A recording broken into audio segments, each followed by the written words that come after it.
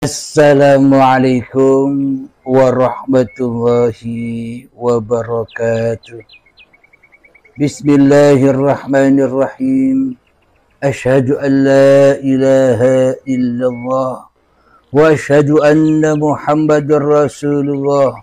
Allahumma salli ala sayyidina Muhammad wa ala ali sayyidina Muhammad.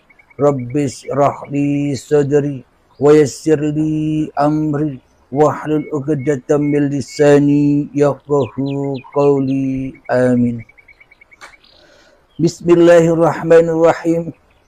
Salam hormatku, salam kangenku, salam kasih dan sayangku kepada para jamaah murid Allah dimanapun Anda berada, baik yang ada di dalam ataupun yang ada di luar negeri. Semoga kita semua senantiasa selalu di dalam kesehatan, di dalam keberkahan, baik rezeki ataupun rezeki kesehatannya. Amin, amin, ya rabbal alamin. Alhamdulillahirabbil alamin. Sebelum kita awali kajian di pagi subuh yang indah ini, marilah kita bersama-sama kemahkan di dalam nyawa, kemahkan di dalam jiwa, kemahkan di dalam hati, kemahkan di dalam roh, dan aplikasi semuanya ada di dalam kehidupan ini dengan kalimat-kalimat thayyibah. Subhanallah walhamdulillah wa la ilaha illallah wallahu akbar wa la hawla wa la quwwata illa billahil aliyyil azim.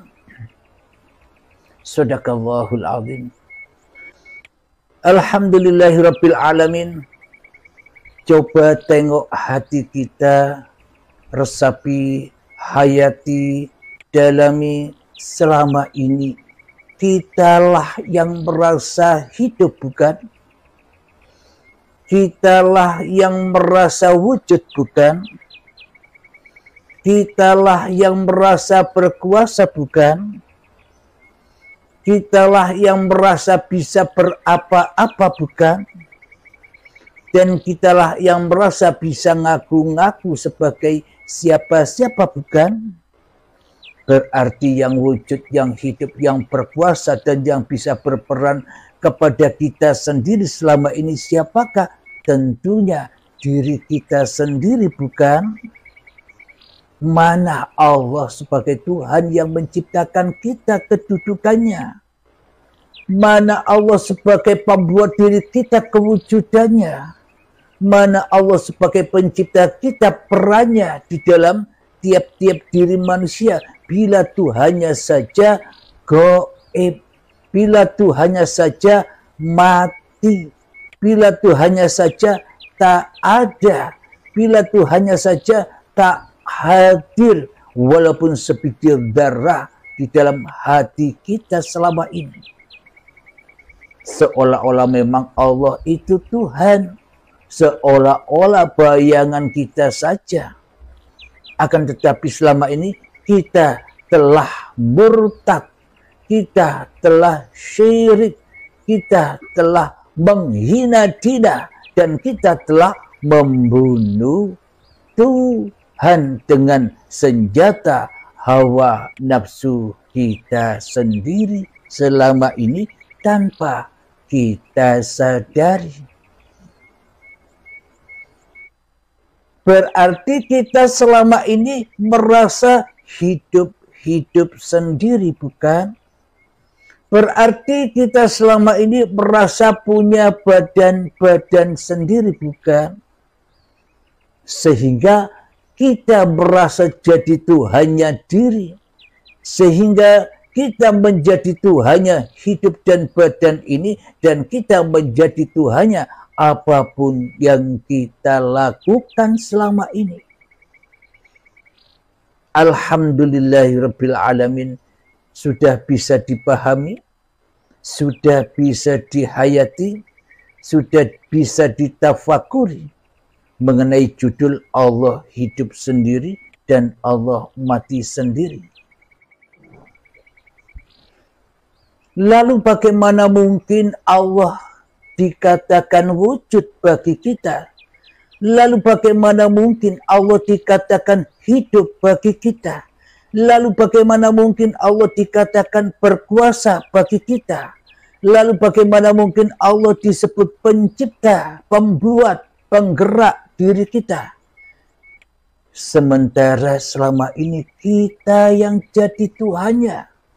Kita yang merasa hidup, kita yang merasa hadir, kita yang merasa ada di dunia ini tanpa Tuhan.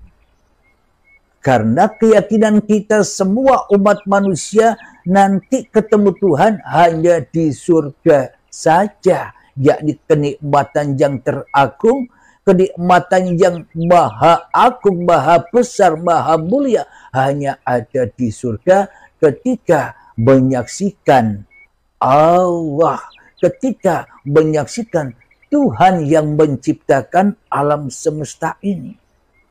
Keyakinan kita kan selama ini demikian. Coba kita hayati keyakinan kita selama ini. Bila Allah, bila Tuhan, bila Sang Hyang Widi, bila Gusti itu adanya di atas langit atau di dalam surga besok, berarti Allahnya di dunia ini mati dong. Berarti Allah di dunia ini tak ada dong. Berarti Allah di dunia ini tak bisa ngapa-ngapain dong. Bagaimana mungkin kita bisa menyembah yang tak ada? Bagaimana mungkin kita bisa menyembah yang tak wujud?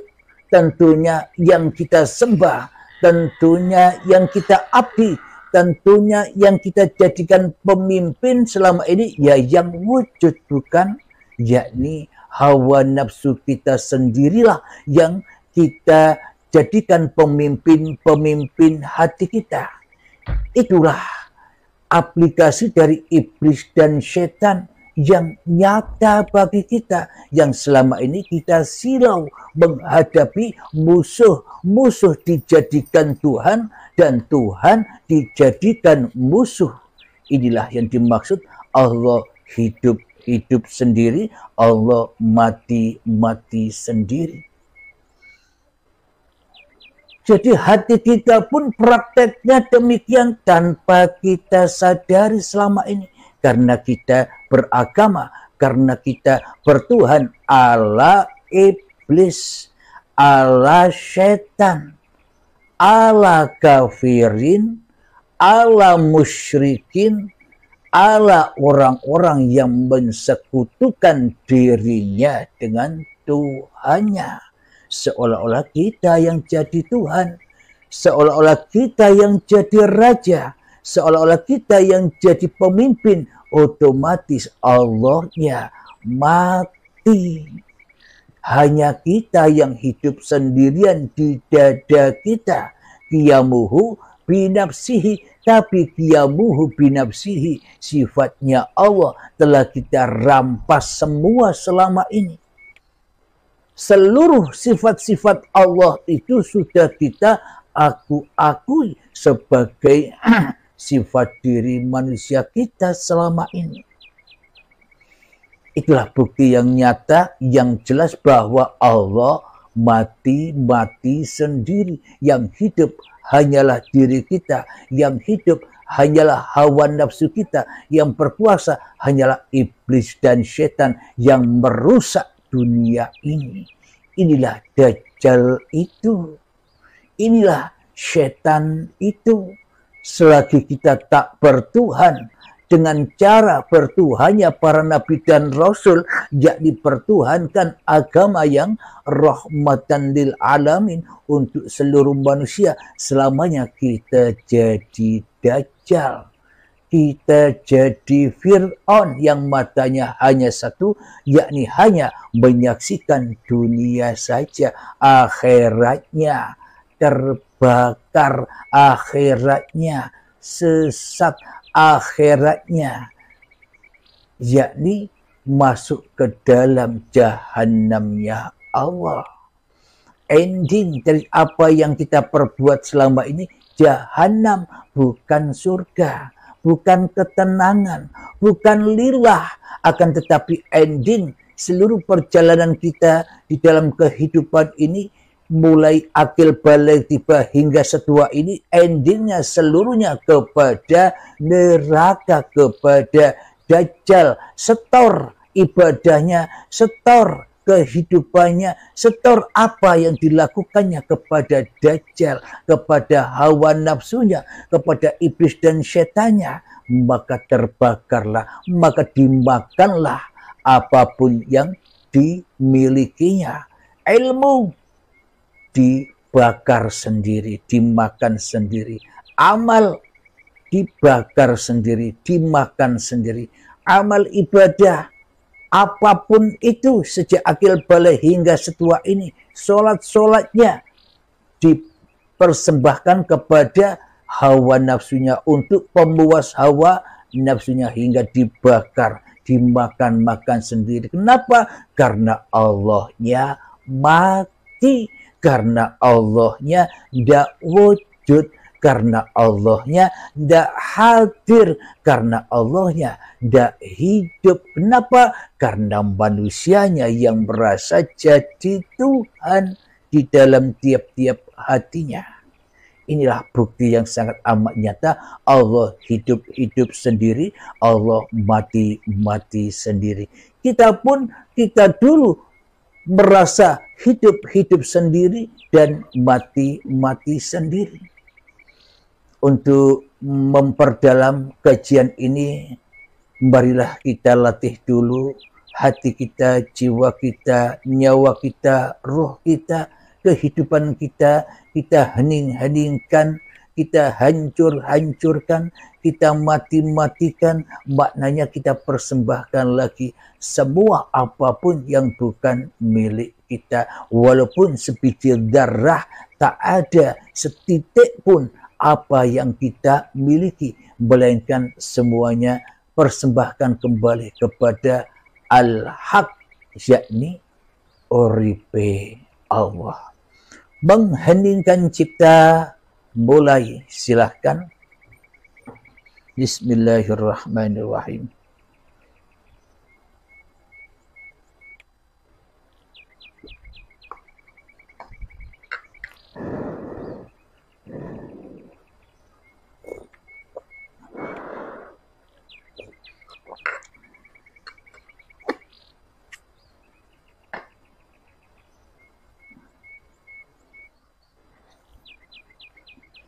Mengheningkan cipta selesai. Alhamdulillahirabbil alamin. Mari sahabat kita buka Al-Qur'annya di dalam surat Al-Mu'minun ayat yang ke-8.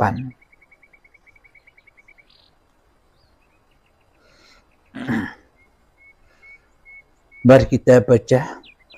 A'udzu billahi minasy syaithanir rajim. Bismillahirrahmanirrahim. Walladzina hum li amanatihim wa ahdihim ra'un. Yang artinya, dan sungguh beruntung orang yang memelihara amanah-amanah dan janjinya. Jadi siapakah orang-orang yang beruntung itu? Orang-orang yang menjaga amanah-amanahnya.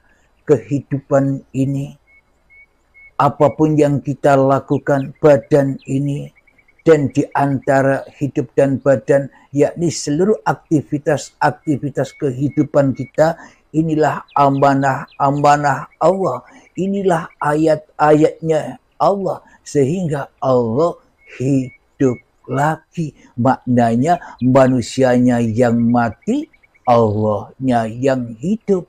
Bila manusianya yang hidup, Allahnya yang mati. Jadi yang dimaksud mati itu sesebutan Allahnya. Allah kan hanya nama. Allah kan hanya sesebutan saja. Kita pun juga sama. Kita pun juga nama. Abdul Halim nama. Kita pun juga sesebutan yang disebutkan uripe Allah saja. Jadi apa amanah-amanah itu? Amanah-amanah itu sudah dijelaskan di dalam surat Al-Isra ayat pertama, yang mana surat Al-Isra itu selalu dan selalu dibuat dasar pondasi manusia menerangkan tentang Isra Mi'rajnya Nabi Muhammad.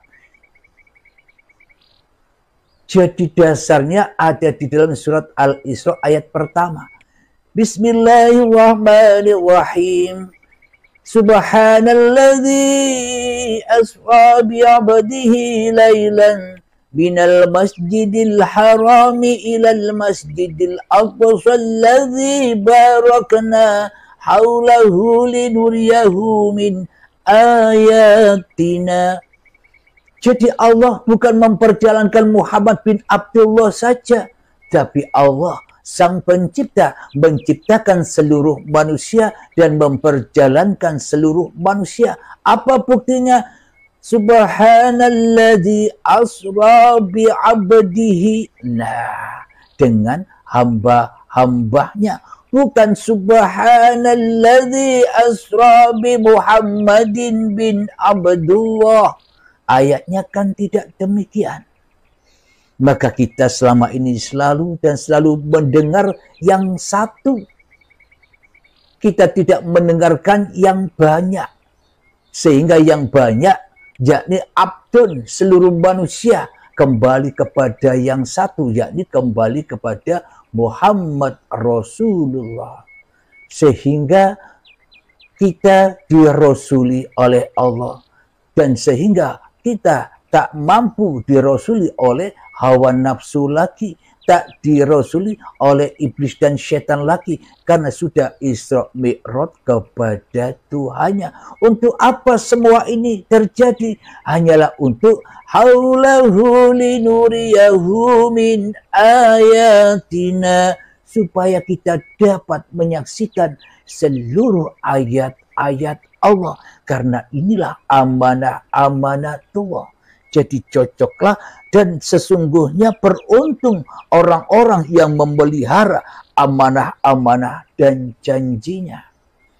Kata Allah, dawuh Allah, alastu birabbikum, apakah aku ini Tuhanmu? Kata seluruh manusia, qalu bala sahidna, iya engkaulah Tuhanku. Kapan itu terjadi? Itu bukan dulu. Itu bukan ketika kita tidak ada. Kita harus merasakan itu. Kita harus meraih itu saat ini. Saat hidup ini. Sama ketika kita ditanya, wahai Halim, marrabbuka. Ketika aku duduk ditanya, Halim, marrabbuka, siapakah Tuhanmu? Siapakah yang mendudukkanmu? Saya selama ini tak bisa menjawab. Yang ada di dalam hatiku, jawabannya hanyalah Halim yang bisa duduk, Halim yang bisa hidup, Halim yang bisa ngapa-ngapain. Allah, Tuhan mati. Allah, Tuhan goib. Allah, Tuhan tak ada. Yang ada, yang wujud, yang nyata hanyalah diri Abdul Halimku sendiri. Inilah kita selama ini, kita tidak amanah kepada amanah-amanah yang kita emban. Kita tidak amanah kepada ayat-ayatnya Allah. Kenapa? Karena kita yang jadi Allah selama ini, karena kita yang jadi Tuhan selama ini tanpa kita sadari. Itulah kesyirikan yang nyata, itulah kesyirikan yang akbar, itulah kesyirikan yang tak bisa diampuni oleh Allah. Kenapa? Kita milih sendiri, kita yang jadi Tuhan.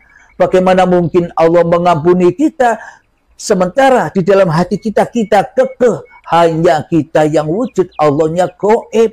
Bagaimana mungkin Allah bisa mengampuni kita sementara kita tak mentuhankan Allah? Bagaimana mungkin kita dapat ampunan dan surga Allah sementara kita, keyakinan kita, iman kita hanya kepada hawa nafsu, iblis dan setan serta dajjal laknatullah. Kita rela ridho masuk surganya dajjal, yakni kesibukan-kesibukan, yakni kita dipanas-panasi selalu oleh kepentingan, oleh urusan-urusan dunia saja. Silakan dilogikakan sendiri dalam tiap-tiap hati kita, termasuk saya sendiri. Saya juga belajar sama dengan Anda sekalian, belajar kepada paparan-paparan uripi Allah. Anda tidak tahu, setelah ngaji begini, saya dengarkan sendiri apa yang dikaji. Kenapa? Karena ketika mengaji, saya tidak menyadari apa yang saya sampaikan. Jadi saya dengar-dengar sendiri, sama seperti Anda, sama menjadi pendengar uripe Allah. Maka itulah buktinya, bagaimana mungkin kita dapat ampunan dari Allah, kita dapat husnul khotimah dari Allah, sementara hati kita kekeh, masih merasa diri kita yang wujud, masih merasa diri kita yang hidup, masih merasa diri kita yang bisa ngapa-ngapain, masih kita aku-akui sholat ini sholatku, masih kita aku-akui ibadah ini ibadahku, masih kita aku-akui hidup ini hidupku, masih kita aku-akui kekayaan ini kekayaanku, masih kita aku-akui kepintaran ini kepintaranku, masih kita aku-akui kecerdasan ini kecerdasanku, masih kita aku-akui ilmu dan amal apapun yang ada di dalam hati kita masih mengaku-ngakuinya. Allah kita matikan, kita yang merasa kita yang menghidupkan diri kita. Bagaimana mungkin kita dapat ampunan Allah? Bila kita tak kembali kepada Allah dulu, baru mendapat ampunan. Bali dhisik, maka diampuni. Bila manusia tak kembali rojiun kepada Allah, mana mungkin dapat ampunan Allah? Coba Anda logikakan. Coba kita hayati bersama. Jadi ampunan itu ada ketika kita sudah pulang kampung, kembali kepada Allah, maka pintu taubat terbuka. Bila kita tidak datang kembali kepada Allah, kita hanya mohon ampun, astagfirullahaladzim, astagfirullahaladzim. Selamanya miliaran tahun, miliaran yang kita baca, semuanya takkan pernah bisa membuat kita kembali dan mendapatkan ampunan Allah. Maka itu semua hanya tambah dan tambah menjauhkan diri kita dari Allah. Kenapa? Karena amanah-amanah Allah sudah kita akui, sudah kita rampas sebagai milik kita. Belum kita kembalikan kepada Tuhan, tapi kita makan sendiri. Kita lanjutkan di dalam surat Al-Mu'minun ayat yang ke-9. وَالَّذِينَ هُمْ عَلَى صَلَاتِهِمْ يُحَافِظُونَ. Serta orang-orang yang memelihara sholatnya.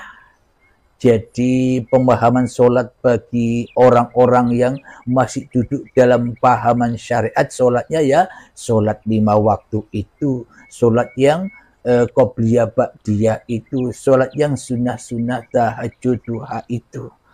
Akan tetapi tingkatkan lagi pemahaman tentang sholat itu, yakni aqimis sholata li dzikri. Dirikan sholat, bukan mengerjakan sholat, dirikan sholatmu untuk mengingat Allah, untuk mengingat aku. Maknanya bagaimana? Ketika kita sholat, dirikan sholat hatimu. Jangan hanya mengerjakan saja, tapi hati kita selama ini melancong. Hati kita selama ini selingkuh dari Allah. Allahu Akbar.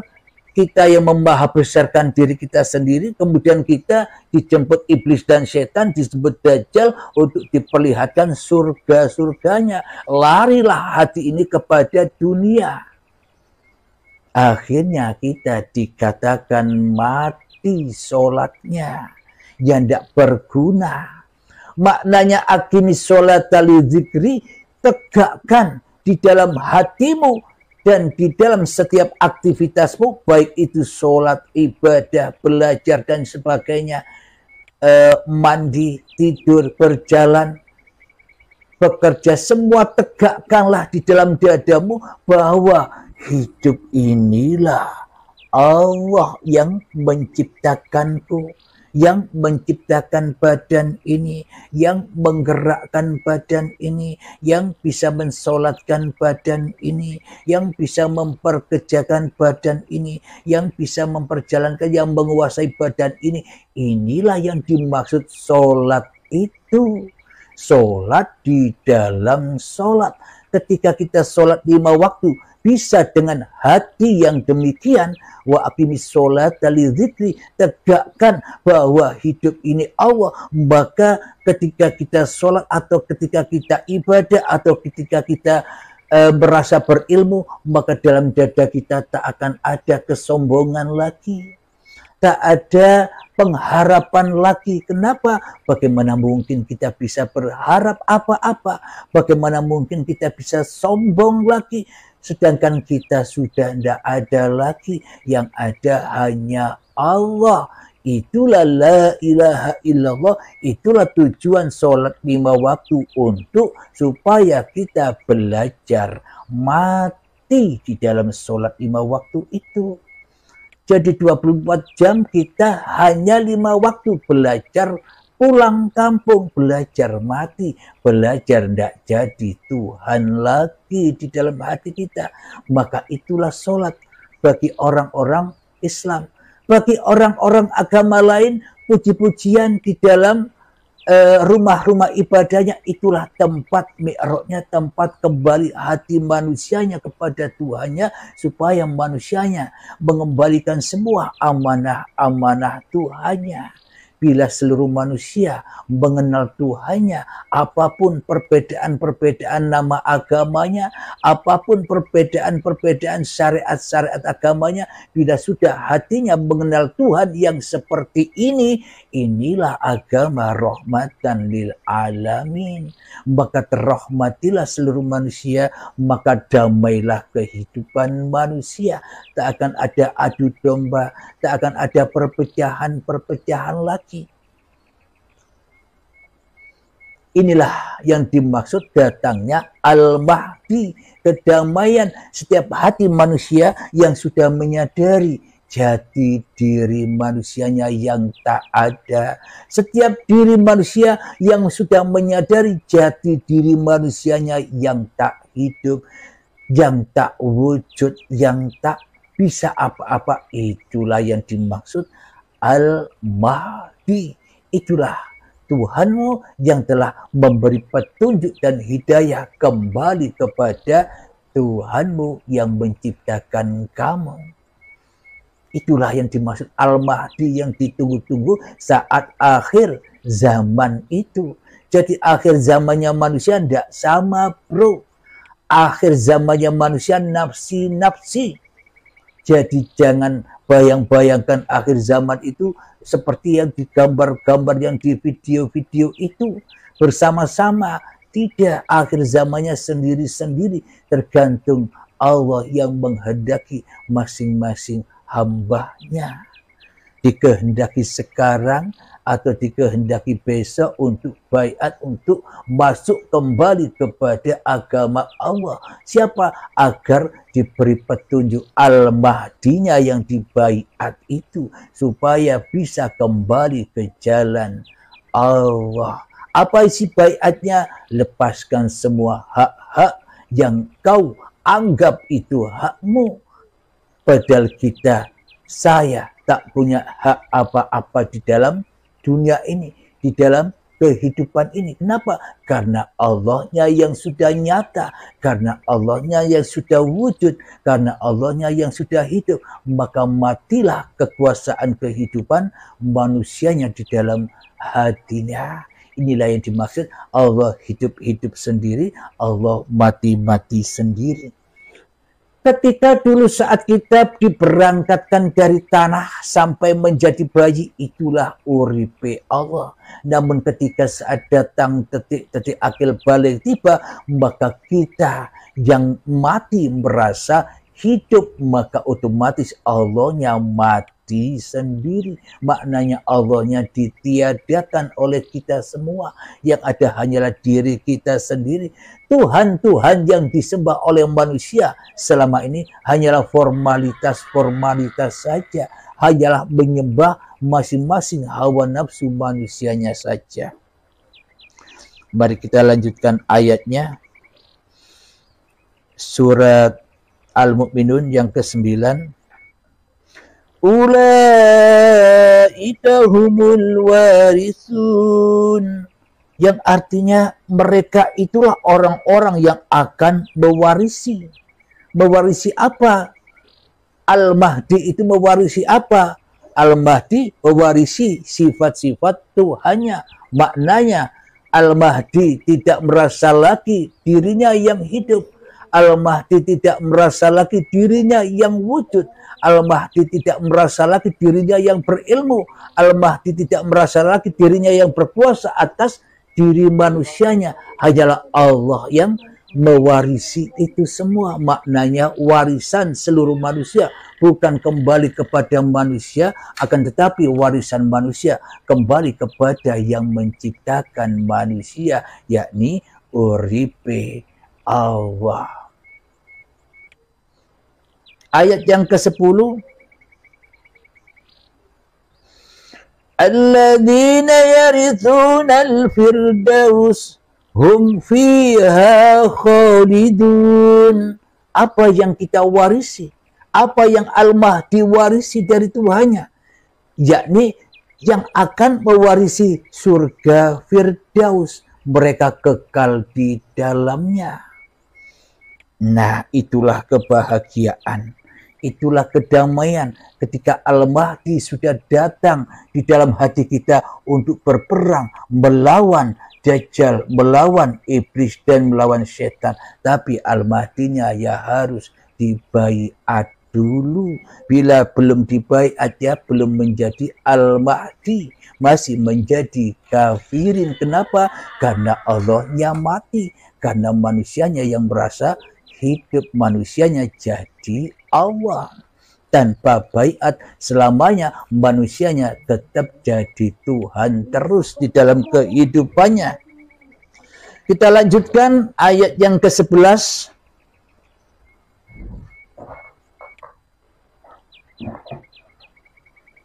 Ayat yang ke-12. Walaqad khalaqnal insana وَلَقَدْ خَلَقْنَا الْإِنسَانَ مِنْ سُلَالَةٍ مِنْ طِينٍ. Dan sungguh kami telah menciptakan manusia dari saripati berasal dari tanah. Jadi Al-Mahdi itu sadar bahwa dirinya tanah, bahwa dirinya tidak hidup, bahwa dirinya tidak ada. Itulah Al-Mahdi yang kita tunggu-tunggu bersama. Di mana? Di dalam tiap-tiap hati manusianya. Alhamdulillahirabbil alamin. Semoga saya khususnya dan semoga kita semua dipahamkan oleh Allah Subhanahu wa taala. Amin ya rabbal alamin.